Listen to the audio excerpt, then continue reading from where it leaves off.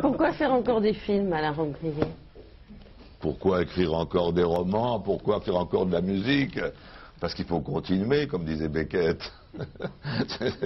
Qu'est-ce que vous voulez dire par là? Faire encore Ça m'épate, moi, comme question. Je voulais savoir pourquoi vous continuiez à travailler sur l'image, étant donné que vous vous inspirez toujours d'un matériau extrêmement littéraire. Ah, qu'est-ce que c'est cette histoire?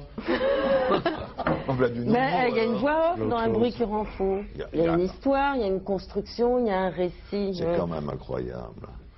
François Truffaut fait un film entier où on se contente de vous lire un bouquin qui est Jules et Jim, et personne lui dit que c'est la littérature. Alors moi, sous prétexte que j'ai écrit 3 ou 4 romans... un peu plus. Un peu plus, oui. Et géniaux, d'ailleurs. Mais le problème n'est pas là. Une voix off peut exister dans un film. Un film, c'est des images et des sons, et il est certain qu'on peut se servir aussi de la bande sonore. Pourquoi incarner par des images des fantasmes? Mais pourquoi pas, enfin? Non, alors, tiens, je vous explique un truc. Notre ami Freud, vous vous rappelez ce qu'il a dit, que l'inconscient est structuré comme la langue. Comme un langage, on a pris ça à l'école. Oui, bon. C'est Lacan, d'ailleurs. Oui. Professeur Robbe-Grillet. Non, c'est-à-dire que Freud l'avait impliqué. C'est-à-dire que Freud, quand il avait affaire à un patient, le patient lui racontait un rêve, c'était un récit oral, et donc ouvert, discontinu, incertain, avec des reprises, etc. Freud, en bon écrivain, il l'écrivait. Et puis ensuite, il ne s'occupait plus que de ce texte-là. Le patient, tout ça, son rêve. Et donc, il psychanalysait le texte qu'il avait écrit, lui, Freud. Et Lacan, donc, a un scrupule, il dit quand même, est-ce qu'on a le droit de faire ça? Et tout d'un coup, il découvre, oui, puisque l'inconscient est structuré comme le langage, avec la deuxième partie de la phrase que personne ne cite jamais, ou bien la psychanalyse est impossible. Ce qui veut dire, ou bien on perd notre job, etc. Bon, on peut très bien imaginer que ce n'est pas vrai, que l'inconscient est structuré comme des quantités de choses. Et en particulier, pourquoi est-ce qu'on ne peut pas raconter un rêve? C'est parce que justement, l'inconscient n'est pas entièrement structuré comme le langage. Oui. Non, mais c'est structuré comme un langage. Sinon, ça ne veut rien dire. Si c'est oui, mais pour comme un langage, donc il faut trouver quel langage. Pour les psychanalystes, ça a été le langage articulé. Non, mais au départ, Alain Robbe-Grillet, pour Un bruit qui rend fou, il y avait quoi? Il y avait cette île d'Hydra, donc en Grèce, il y avait cette blancheur. Il y avait la musique de Richard Wagner. Ah bon?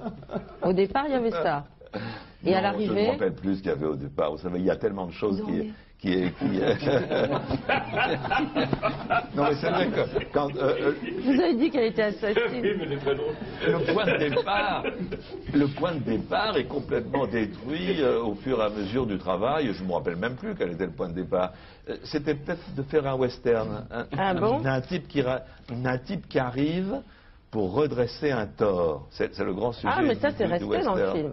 C'est resté quand même. Ah oui. Ah, vous l'avez vu, c'est bien. Ah. Alors vous avez remarqué. Je veux dire, c'est bien de votre part. C'est bien de votre part. Non, alors donc, si on peut imaginer qu'il y a d'autres langages que le langage articulé cher à notre ami Saussure, eh ben, on peut estimer qu'il y a toute une partie de l'inconscient qu'on ne peut retrouver que directement par des images. Et comment s'articule le bordel avec l'inconscient chez vous, Alain Robbe-Grillet? Parce que le sujet, c'est le bordel. Le sujet d'un bruit qui rend fou. C'est fondamental. C'est fondamental.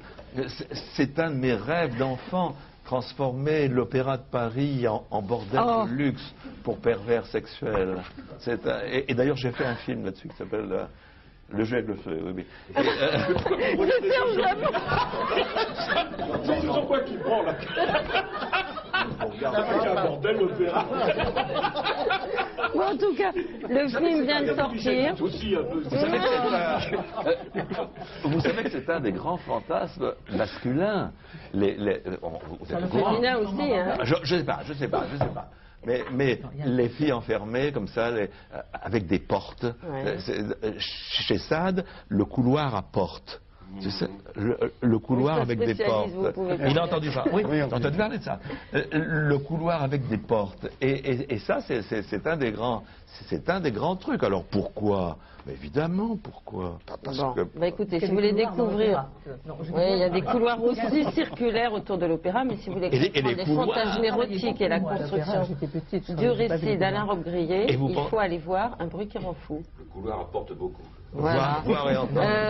Robbe-Grillet, vous savez qu'aujourd'hui on a décerné des prix littéraires. Oui, j'y étais, c'est pour ça que j'ai dormi. Non, parce que je fais partie du jury d'un de ces prix, et alors ça m'avait fatigué un peu, donc je me dis, je vais faire un petit lequel alors? Lequel? Médicis, oui. Ah bon. Que j'ai fondé d'ailleurs. Que vous avez fondé, mais je ne sais pas pourquoi vous n'êtes pas décidé aujourd'hui. Entre deux ronflements, vous l'avez accordé à deux auteurs. Absolument pas, parce que moi j'ai voté pour un troisième, justement, qui n'a eu qu'une voix, Christian Gailly.